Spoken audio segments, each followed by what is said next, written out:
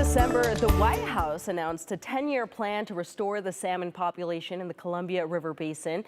The Biden administration announced it reached an agreement with the state and tribal leaders in the Pacific Northwest and will contribute more than $1 billion in restoration funding. And just last week, Idaho Conservation League Executive Director Justin Hayes went to the White House for the signing of the agreement, and he joins us now. Thank you so much for joining us today. Thank you for having me. Just to kick things off, tell us a little bit more about the agreement. What is it? The agreement is really historic. It brings together tribal nations, the states of Washington and Oregon, and the federal administration. And it's going to put lots of money into salmon recovery, as you mentioned.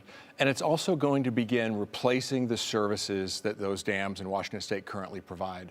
And that really paves the way for the eventual removal of those dams, which is what Idaho salmon need. If we want salmon back in real abundance in Idaho, we need to remove some of the dams that are between here and the ocean.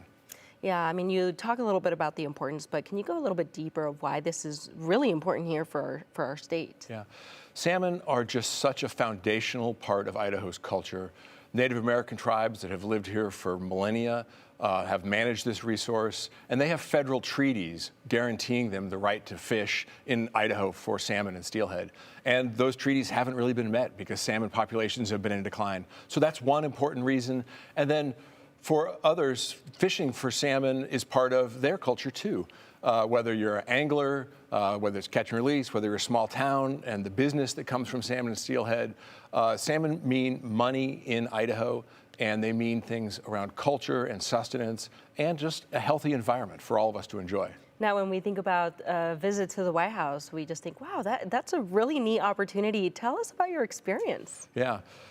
Going to D.C. was great. The White House's ceremony was attended by many tribal nations, several conservation groups like myself. Senior administration officials spoke, said some really amazing things about the commitment to salmon, to the Pacific Northwest, to the people of the Northwest, to make sure that this is done well for all communities. It was just an incredible experience to be there and see history. Yeah, that's really exciting. Just really quickly here, I mean, you talk about it a little bit, but where is this money all going towards? Yeah, a big chunk of it's going to go on the ground to habitat restoration, because although a big part of the problem are the dams, we do need to tend to the habitat. So habitat restoration is key. Also, good work is going to be done to put fish back into areas that are currently blocked. So in northern Idaho, the Coeur d'Alene tribes used to be a salmon tribe. There used to be salmon in that area. Dams like Chief Joe and Grand Coulee, they blocked salmon.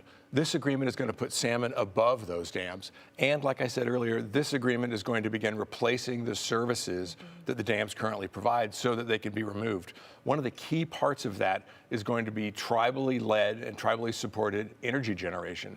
So funds from this agreement will pave the way and really unlock renewable energy resources that tribes will be able to develop so that tribes can benefit from the economics of new energy sources, but also be part of preparing the region to remove these dams. Yeah, well, thank you so much. And just very quickly here, if people want to follow along, where can they go?